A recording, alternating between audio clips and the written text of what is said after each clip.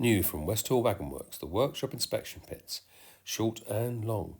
And don't forget to use PTTT120 at checkout to claim your 5% on all online TT120 orders. Hi, Chris here at PTTT120. Right, the big news. There's a huge flash sale from Hornby and and you've probably seen the ripple through Facebook and social media. You've seen that Browse of Sheffield and also the TMC and a number of other smaller retailers offering big discounts on some of the TT120 range. What's it all about? What's your opinion, Peachy? Does my opinion count? Well, do you know what? I'm not so sure my opinion does count. What the person's opinion that I wanted to find out was Martyn Weaver. So I thought there's no better way of getting as much information as we possibly can than speaking to the horse's mouth. So that's what we've gone and done. Me and Mac Trains had a quick Zoom call with Martyn Weaver. Here we go. Okay, so how do we make the most of this sale? Click on the link in the description below, click on the rail button, find the TT gauge sale button, and then we're going to, it's a little scroll through. So we've got what Mark 1s in blood and custard and the later. We've got the Mark 3s and great price on those 08s. Whole range of the locos, including some TX versions. And the couple of sets, prices are fantastic. But if you see one that says on order with supply, don't worry, we've got stuff coming in soon. Here's the lovely little 08. Now, what can I do with this? Well, here's the options on the website. We can go for some weathering, first of all. Now, do I want to go for heavy weathering? No, actually, I want to go for the deluxe. That means the full Monty, so I'm going to have that. And then we've also got the HM7000 8-pin and power bank for 140 quid. That's a serious bargain. It also comes with a 12-month warranty. What's not to like? Now then, we've got Martyn Weaver here, joining myself and Greg. And Martyn, I know that we've been talking about the fact that we're going to do a video on HM7000 and fire 101 questions that all the subscribers have got for you. But you've contacted us today because you've got some news. So what have you got for us? We're all ears. Well, firstly, thank you for having me. I know it's obviously a little bit short announcement, and I'm here on my Todd. I normally always have someone with me who knows a lot more than I do, like the brains of the outfit. But yeah, I've run downstairs to our TT showroom because we have a piece of news which we want to share, and I felt this is a really kind of good avenue to get that message out across. You know, we've done quite a few videos in the past, and we've obviously got some more coming up with the HM7000, which you mentioned. But anyway, I'll get straight to it. So we have spoke about this, and we know that we're deeming that Hornby TT has been a success so far. It is going well for us from how we expected it to perform to actually how it is performing. And it's positive. We're seeing that a lot of people that are buying and getting into TT are new people to our hobby, and that's always one of our biggest objectives with TT. Is not about cannibalization; it's about bringing new people in and making it accessible. There are various barriers to people entering this great hobby in which we all kind of work and live in, and this is kind of one of the big things which was introduced to open up new doors. However, with all the positive bits aside, there are two things that frustrate me about TT, and this is more about me perhaps actually. But one of the things that frustrates me actually is the rate in which that we can bring new models to market. In my working life in Hornby, we've always had there's so much history with big ranges of products from us and other manufacturers that people coming into the hobby, they've got loads to choose from. But starting with TT, we're starting from scratch, and I just really wish that we could get loads and loads of things out so we can cover locomotives from different eras, different regions, the rolling stock to go with it, and loads of accessories, so that anyone coming into it has got this kind of great menu to start with.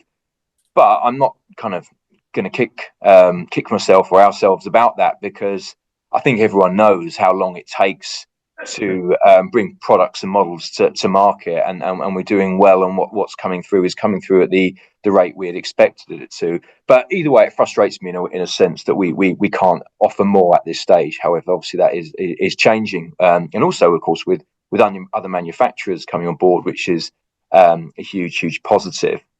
The other thing that frustrates me, and I'm not sure, maybe frustrates not the right word, but it's something I'm very conscious of, is TT is about making the hobby accessible. You know, what space is an issue for people. We know that we've carried out a lot of research. I've heard it from many people that they would love to do it, they haven't got the space. And obviously TT opens up that, and of course it's not always just about you can do something in a small space. It's about what you can do with the space. You know, you can have, if you've got like a medium amount of room, it just means obviously you can have a much more detailed and intricate layout.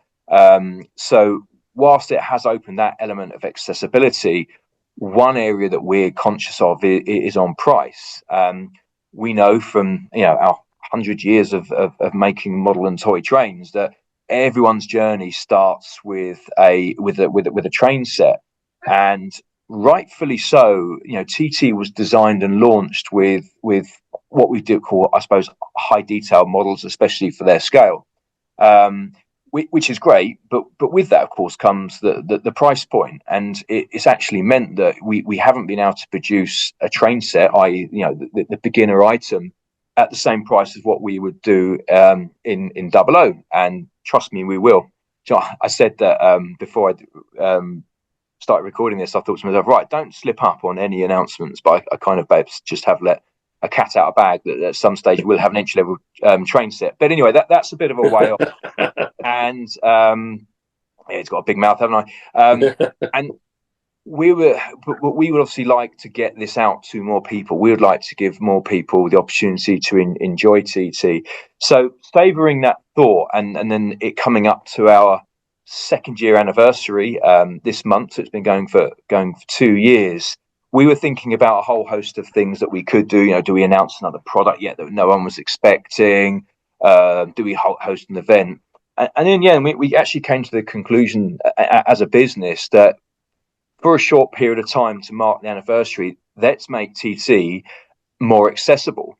And the way in which to do that is we kind of make our sets or our train set for a period of time more affordable, at essentially obviously at our expense in that sense, just so there are people out there who have been thinking about TT and they're just not sure, and 200 quid is a bit of a step into something you don't know about. I think we all know that once they make that step, they'll enjoy it and they'll stay and they'll grow and they'll be future followers of this channel, no doubt. But we have to give them that opportunity. So we've agreed to do that, and we're going to run that. And it's not just available from our website, hornby.com, but also our retail partners that have supported us on TT so far. And in addition to that, I'm also then thinking, well, that's great for these new people coming in, but what about the guys that have been there since the start, the ones that have been loyal? So we've also included in that offer some rolling stock and locos and some accessories as well, so that there's essentially something in it for everyone, just to get, I suppose, the opportunity of getting more people into this great thing that we all love. And it doesn't. Well, obviously, we've had a little conversation off camera. It doesn't seem like it's like a panic sale. It's more almost like a reset to 2 years ago when we started off, when it was a really good. There was a lot of really good deals at the very beginning of this that attracted a lot of people. So it feels like from us that it's almost like you've gone, right, well, that worked, so should we reset back to that for a little bit? Is that kind of what you're thinking? Yes, kind of. That is correct. So, I mean, we've never, 2 years in, haven't done any deals as such to anyone, or at least price-related deals, and that's probably quite unheard of across the hobby. But we know across the hobby, and retailers will, and the hobbyists will know as well, that there are always offers and deals going on, and quite often that's what sort of tempts people in, whether it's tempting in the beginning or whether it's tempting them into an era or a region they don't normally model because they just like it. So it definitely works.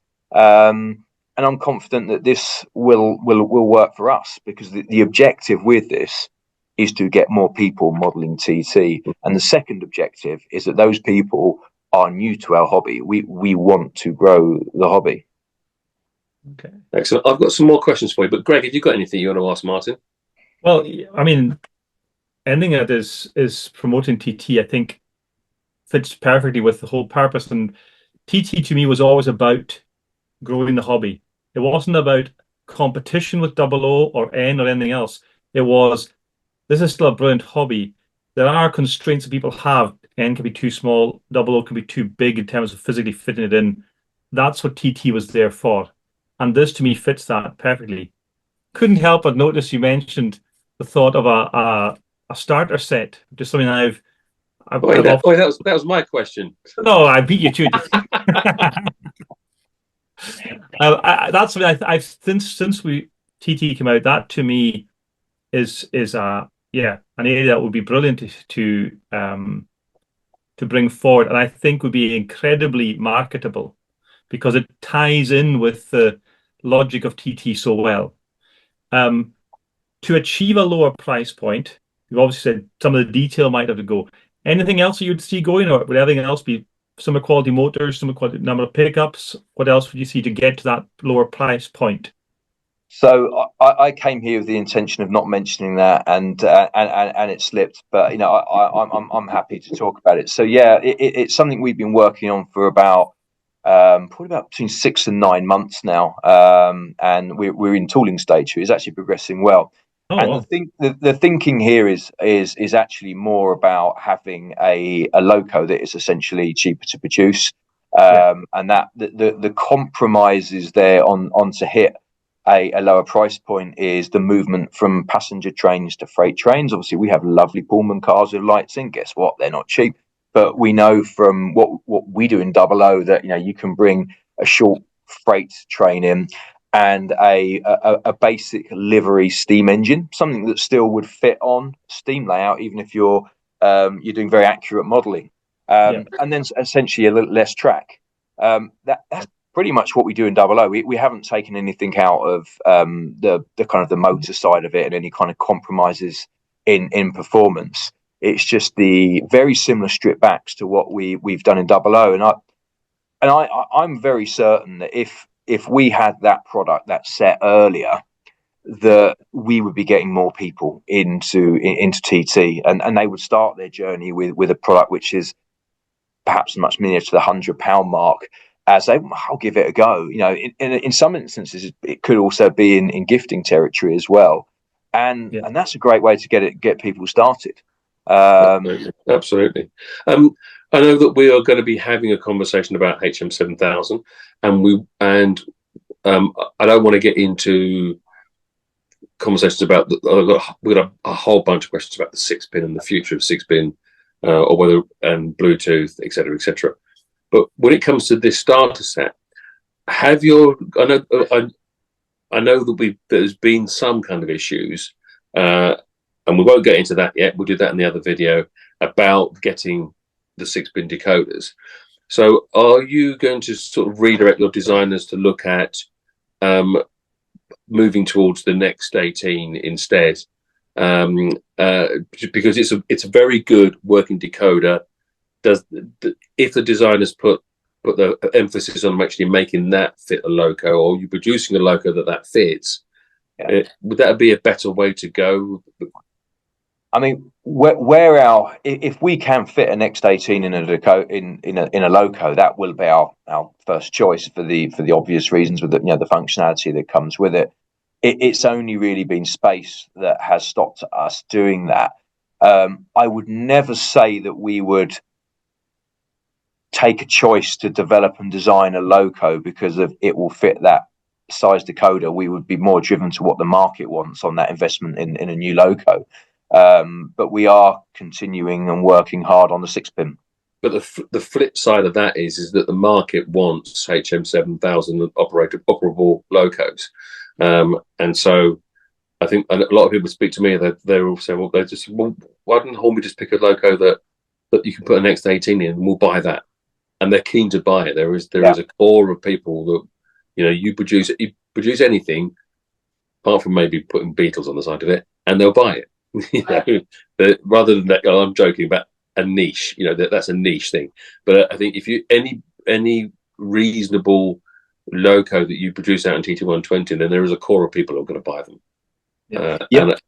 And especially if you turn around and said, look, you know we're not going to get. I think currently your website says something like March 2025 for the 6-pin or something along those lines. But we know the 18-pin and the 8-pin. There's no point going to the 8-pin because the 8-pin is the same size as the 18, isn't it? So if you can fit an 8-pin, you can fit an 18. So I know there's a lot of people saying, look, just give us the 18. We know they work. We've got our heads around how to use HM7000. We're loving it. So give us what we want. You know, that's what people are telling me to tell Martyn. And I said, well, you do know that I don't run the company. No, I understand, and that's a very, very valid point. As I say, if we could fit an 18 in the smaller locos that we've done, I mean, essentially it's only the 08 and the J50 that's on its way, which it can't go in, and that's just purely down to the size. It just physically won't fit. But interestingly, both of those two smaller locos have been well received. So people do want the smaller ones, but it just won't fit. So, but we do have some positive developments on the 6-pin, which I'm not going to steal the thunder of the next call interview that we're doing. Look for that. Can I check then? Any updates for us on the J50, for example? How are we making progress there? You want to deal with that? Yeah, we are. It's coming along nicely. We've got decoration samples, running samples. So it is, top of my head, tracking to early part of next year at the moment, which is pretty much the schedule we had it on. So it's doing well. It's doing what we planned so far. We haven't had any kind of scaries come out on it, which we wouldn't expect on a loco, you know, on an 060. So it's doing well. It won't be long. And then we have on the excellent, must say, everyone who's watching is not on it. Get onto the Hornby forum. It's brilliant. There's lots of information there. But amongst those who are able on these things, there's one chap who does a tracking of the source code of your website to give us all this sort of information, what's happening when.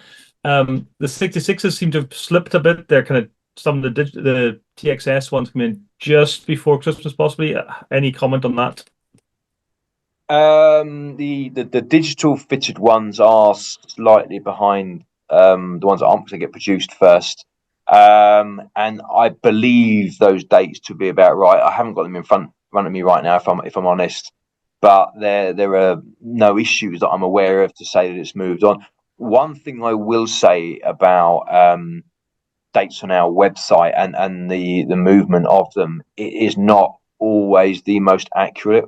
It is most of the time, but not all the time. And it's all to do with system updates and what reads from where. And if a date changes somewhere, sometimes it can cause a conflict over here.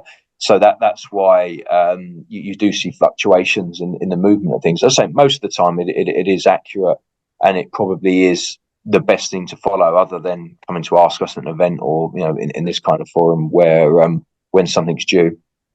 And are the HST sets on track to be coming out soon? Because everyone's really looking forward to the train set, the HST train set. Yep, that is due very soon. I think we're possibly going to see those this month or early next. They're not far. Excellent. I think that'd be fantastic. That'll be a great set. I think to add then an additional train set, and then if you're talking about follow-up lower price point, but they're already hit an excellent price point for what you're getting. I think that's what people really appreciate about the sets. Yeah. I mean, the HST set, that really came about because it comes down to the stage where you begin. If you want to model, you don't want to be focusing on the steam era. Do you really want to pay £200 for a steam set to take the most expensive part of the box to put it to a side? So that's the main reason why we did the HST set, and it has been well received so far. As were the HSTs when they were launched. But yes, it's not far off not far off at all. Have you got any more plans for new liveries? Because obviously the 08 was a successful model for you, and you brought up the green BR version. Are you thinking about any more? I'm thinking amongst the A4s, there's the silver Jubilee versions of the A4s that maybe that could be used in the Mallard because it's with the full skirts, the silver grey version of that. Are you looking at livering up some of the locos that you've already been producing? So, and obviously that's predominantly the A1, A3, and A4s. For sure. Thinking that in the future. Yeah, there's more of that to come. I'm going to be better with my tongue this time, but no, there is more of that to come, and we'll be in further announcements. We got obviously more liveries that we were doing on the first steamers that we launched. On the diesels that we've launched so far, obviously some have actually sold out, so there's potential with certain eras to be doing kind of more. So we haven't really got anything in the tool bank and the range so far that is limited. So there's much more to come, and then we get into 66 territory and class 37 territory. There's an abundance there, and there's quite a longer program there on what there is to come through. Cool. Since we last spoke, I don't think we've spoken since, or certainly not on video, since Revolution Trains brought out their wagons. Have you been having? And I know you need to bite your tongue, but a hint would be good. Have you had any conversations with any other manufacturers about moving forward with the idea of spreading the love a bit? We have had conversations, and we talked to pretty much all, if definitely not most manufacturers, and that I think it's pretty safe to say they know what our feelings are on it. Obviously, it's their decision. I never talk something into someone if they don't kind of want to do it. Obviously, there has to be their own decision, and they're obviously very wise commercially and within the model railway space as to what is the wrong and the right things to do. But there's nothing imminent in the pipeline that I am aware of. And of course, if I was aware of it, I still probably wouldn't say anyway, because it wouldn't be my place to say. So that's a bit of a cryptic answer. But not so much at the moment. But I wouldn't be surprised if there could be a few more that pop up at some stage. Yeah. I mean, I've been getting positive feedback from conversations I've had with other manufacturers, but everyone's still very much keeping their cards close to their chest, which is just that makes business sense, doesn't it? So yeah, and I think we would do the exact same thing. Well, at least up to the stage of thinking about cutting tooling, because I don't think anyone would really want duplications in a new scale like this, or a new scale, or second round, or should I say. So I would kind of like and hope that if someone was planning something, we could have a kind of an honest and confidential conversation about it, so that we could either pull away or advise, or it would be the sensible commercial thing to do for all parties. Certainly get the feeling from a lot of people that kind of possibility that you just discussed there about actually having a proper conversation and stepping back from something if someone else wants to do something. That seems to be quite what's the word really for it? It's more. It seems to be what their people almost call the Martyn Weaver era. A lot of people have fed back to me that they feel much more comfortable communicating with you, and that I think it does seem like you're building up trust within the industry. That a little bit of that trust may have been lost in the past by other people. Well, that's really, really great to hear, because that at the end of the day is the intention. The hobby is massive, and there are now multiple players in it, and we have to obviously do the right things for ourselves as organisations and businesses as brands, but we also have to do the right thing for the hobby as well. So yeah, it's good to hear that. Yeah. Greg, you got anything to say? Yeah, I come back in with a question. Actually, was posted by on the forum in terms of not quality difference, but consistency between models, where like the Duchess comes with pre-fitted speakers, the 50 doesn't. Some will have coach accessories, some will have magnetic couplings in them, some won't. Is that still feeling the market just now? And do you expect these things to standardize, or does it just depend on how much space you have to play with and different things, or what's the rationale behind that? It's probably in some ways it's a bit of all there. You know, there have been evolutions that say since the first two steam locos we bought out, but and now that obviously the Duchess being with us, you know, and including things like magnetic couplings seems to be a very sensible thing to have. A lot of people like to use them, so we are learning as we go. There's no doubt about that. But I think it also is quite clear what people want, and there are elements of flexibility in that, and that's what we're trying to kind of cover off, in making sure that, you know, the compatibility is full, and if people don't want to use magnetic couplings, they don't have to, and if they do, they can, and we will tighten up as we go forward on what comes with what to make it all more consistent as we learn, you know. Yeah.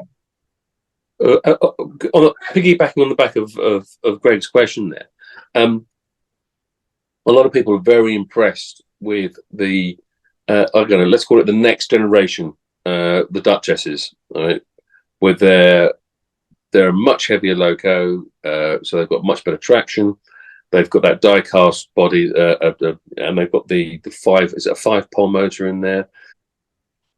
If you do relivery the A4s or the A3s, will we see some of those upgrades? Will you be putting a 5-pole motor in there? Will you be obviously you're not going to be die casting a body, but maybe you might add some more weight in. Maybe are you going to put a 5-pole motor in there? Will there be almost like a Mallard 2.0 sort of thing? Well, no, and our intention is to learn, progress, and develop. And you know, we are very conscious of some of the comments on those first locos that came out, and they were first, and we, as I've said before, of course, we're using different factories, so we would be looking on any relivery to make any improvement where we can to previous. You know, we wouldn't go down the route, as you alluded, as completely retooling it, because that would be completely unnecessary. But there are other things that can be done, and if we can do them, we will do them, because we want a satisfied experience. That's one of the main goals. Yeah, there's been a little kind of upsurge in people supplying on eBay. I think Richard Bayliss from This Way Works has found a good supply of brushless motors that some people are using to upgrade their A1s and A3s and A4s, which has been, it's almost given them a new life, having an improved motor in there. How many miles those things can run, whether there's issues with heat, that's people have to take that kind of responsibility themselves if they're going to do an upgrade that isn't part of your warranty. I appreciate that, but it does feel like there's still a very good loco there that under the skin that I think that just a few little tweaks, like a slightly stronger motor, maybe a little bit of weight, would make a big improvement, as we've already seen with the Duchesses.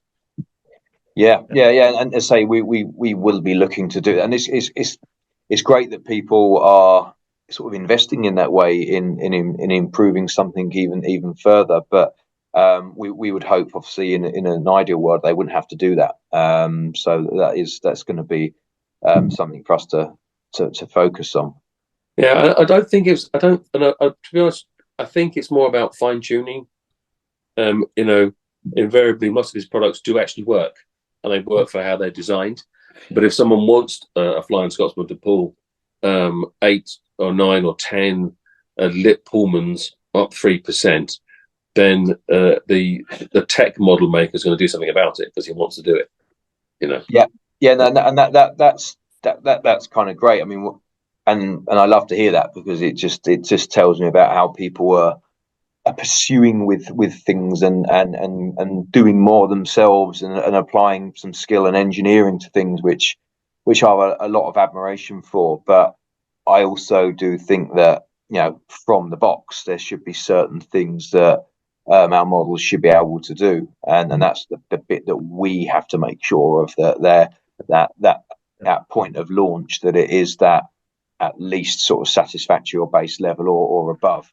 And the thing is that we know you've hit that. You hit that with the coronations. You've hit that with the 50s.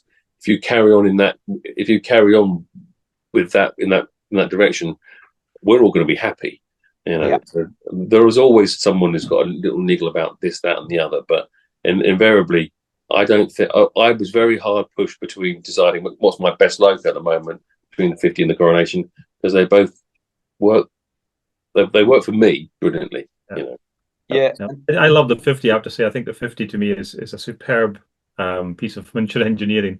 I did recently, as Chris knows, I was manic enough to attempt to put TXS decoder into the 08, and it nearly ended me, but I did manage to get one in eventually with a bit of tinkering. And Richard from This Way Works set the scene for us.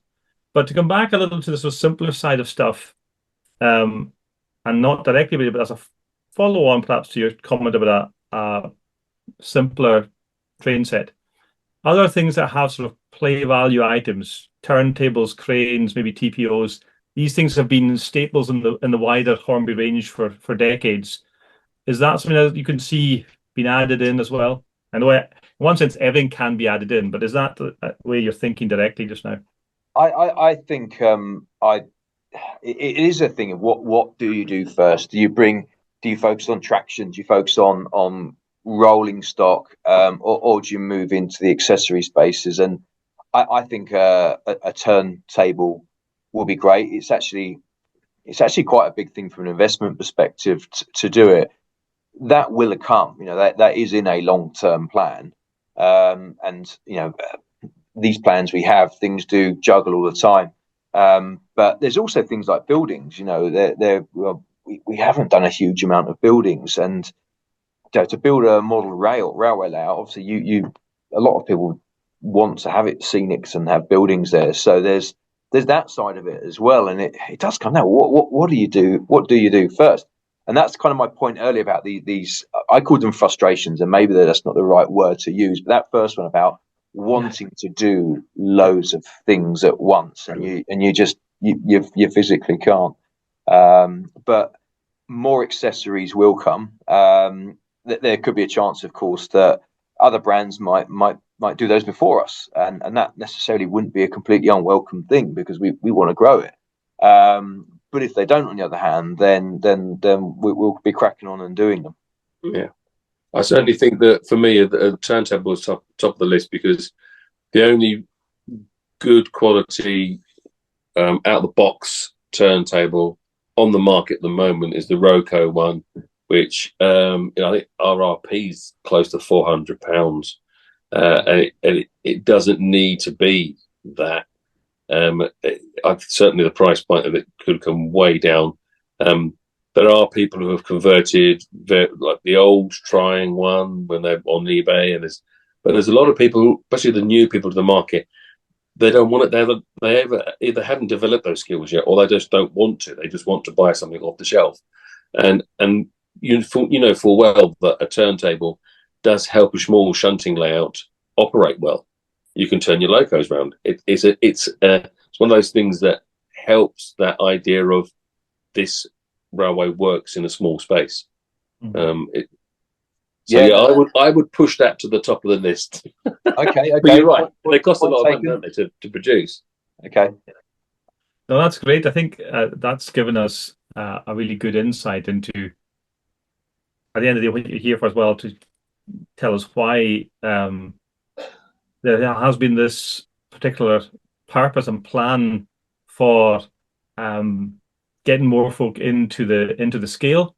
And even by the way our conversation has gone, very naturally, because this was relatively short notice, this is probably the least prepared and scripted thing we've done of one of these interviews. But we've gone into the what comes next very naturally, and it clearly is because the idea to grow it, not to shut it down, that this is happening, and that works well, I think. Yeah, and I think that these conversations are always so healthy to have, because one thing that we appreciate is that you guys are talking to so many people. You have so many followers, and they'll comment in, and there'll be many conversations had. And we have our own social channels where obviously a lot of people comment as well, and we read. But it's been a long time since we've been at a model railway show. Obviously, that's about to change with Getz being just around the corner. So it really is, I think, a healthy and nice place to be talking about the future and what things are coming up, especially when we haven't caught up so long as well. And to hear what people are wanting, and I think the point there about the turntable is a very, very valid one. We haven't developed a turntable for many years. So, and I agree, it doesn't necessarily have to be overly complex. I mean, if Carl was here now, he might be giving me a real kick in and saying, "You know what it's like you haven't got to develop the thing." And in my little word, it's all easy. But no, and it's having these conversations and hearing these things. It gets your mind going. It's listening to people. So I'm taking from what we want to take from this video. The headline is, "Don't panic." Irrelevant of what people have been saying about the state of Hornby, what's happening here with these discounts is it's a bit of a reset. We're resetting the price point to help new people come into the hobby. Yeah, I think that's fair to say. I mean, it is only for a limited period of time. It is an opportunity. The nights are drawing in. What are you going to do with your time? If you've been thinking about, I need a hobby. I hear hobby's good. Very, very good for you. And it's not kind of quite Christmas yet. We're not getting caught up in that. The timing is perfect, but yeah, it's not. This isn't meant to send out any form of panic or wrong message, because it's only for a period of time, and it might end up being only while stocks last. Who knows? Yeah. And it probably could be a long time before we do anything else like it. I don't necessarily know that at the moment. So yeah, it's just about I suppose making sure that everyone understands the reason why and sees it in the positive sense, that it is about two things: getting new people in, and hopefully in one way or another rewarding people that have supported on the journey so far. Well, that's what we hear. There'll be people, the conspiracy theorists will have a whole bunch of other theories, but there's not much we can do about that, apart from carrying on supporting the hobby, carry on just enjoying what we're doing, whether that's being a consumer or a retailer. And next year we'll have another conversation about, I don't know, 37 or whatever's next, whatever appears next on our plates. And I'm really looking forward to seeing the 66s, and I think they're going to look fantastic pulling the new container wagons, which look stunning. I was absolutely, I did mean to mention, I was gobsmacked about how good those container wagons were. I thought they would be quite a simple thing, but they're super detailed, and the actual chassis that are all cast, they're wonderful. They roll so well. They're beautiful models to have. So I've had mine all have been deluxe weathered with little bits of graffiti on and stuff. Well, I would love to give Carl the full credit on this, because he's going to get part, because obviously, as many people will know, that's something we're sharing with our sister brand from across the water, Arnold. But they are great models.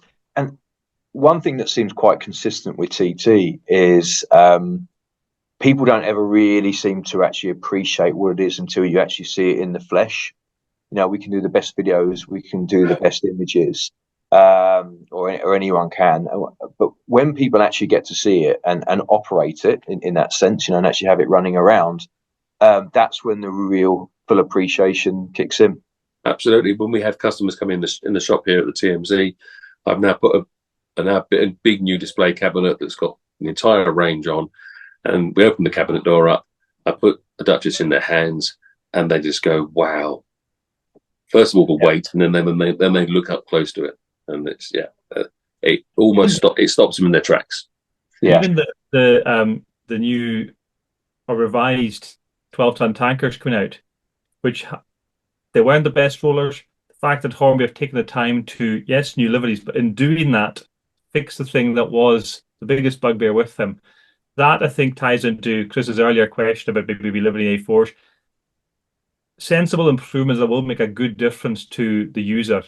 That Hornby are taking that on and not just ignoring that is brilliant. I think that's really encouraging for those of us who are modeling TT. The fact that that feedback is getting through to Hornby, and Hornby are making a huge effort to produce a brilliant scale for us to work with. Yeah, and you know, I hate to hear of any problem with any of our products, and there will always be things that happen, and it happens to all manufacturers, and it happens outside of model railways and beyond and beyond.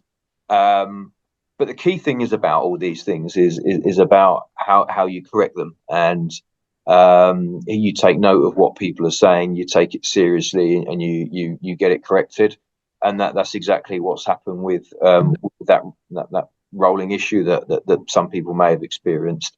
It wasn't on every model, hence otherwise it would never have made it to market, but it was on some, and it's just meant that we can go back and actually look at how this might have happened and stamp it out for future production. Yeah. I don't know about you, Greg, but I think we need to sort of wrap things up now. Yeah. Because we'll be catching up with Martyn later anyway. Won't be about HM7000. So for now, I'm going to say thank you very much, Martyn, for joining us. Thank you very much.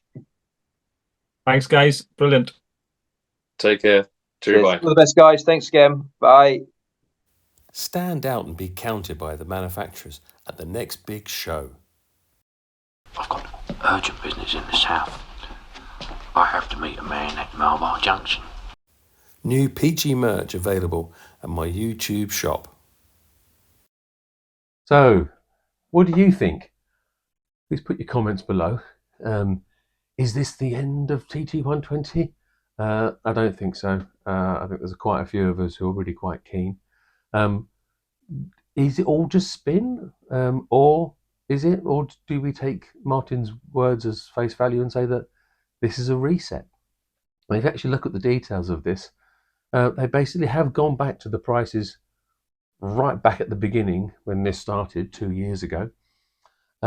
If you consider the 15% off that we were getting from the club discount, because they want to get people picking up the starter sets, picking up the sets and getting involved in TT120. I've got no reason to disbelieve him. I don't think he's lied to any of us before. I don't see there's any point in him lying now. Time will out, truth will out, all that malarkey. But picking up on some of the comments he made about a starter set, it does sound like Hornby still want to invest in this scale. So there's still, and we know there are stuff in the pipeline. We know there's things coming. So I'm going to keep the faith. I'm going to crack on with TT120. I love it. It makes complete sense to me. I have more and more people contacting me every day. I know that Richard Bayliss at This Way Works gets a lot of contact for the work that he's been doing for upgrading. I know that Mac, the Greg at Mac Trains, is plenty of people are talking to him about the 3D printing stuff that he's doing. You look at the investment that people like MS Models are putting into sort of super quality buildings, as well as lots of other 3D printer guys out there who are filling the void, as it were. I also do know that there are other companies out there who are reviewing TT120, are looking at it as a project for the future for them. Is everything happening now? No, it isn't. Can anybody afford to do what Hornby's done? Probably not. Well, that doesn't mean it's the end of the scale. And if you want to pick up any of those deals, there's affiliate links down below. Some of the deals I think are better at Hornby, so there's a Hornby affiliate links down there. Some of the deals are better at the TMC, there's affiliate links down there as well. And just a quick little mention, although we'll be doing more about this when we have a HM7000 conversation with Martyn and George, is the fact that the TMC now are offering The tech team are now offering the upgrade of putting a 8-pin sound decoder with a DCC Concepts Stay Alive into an 08 with a 12-month warranty for £140. You know, why wait for a 6-pin non-sound decoder when you can crack on in there with an 8-pin? Take care. See you soon. Lots more to come. Okay, this is not the end of TT120. Cheery bye. Oh, and don't forget to like and subscribe. All that stuff. Ta-da. And that's all there is to tell. I'll be on my way now, sir. I've got urgent business in the south. I have to meet a man at Marlborough Junction.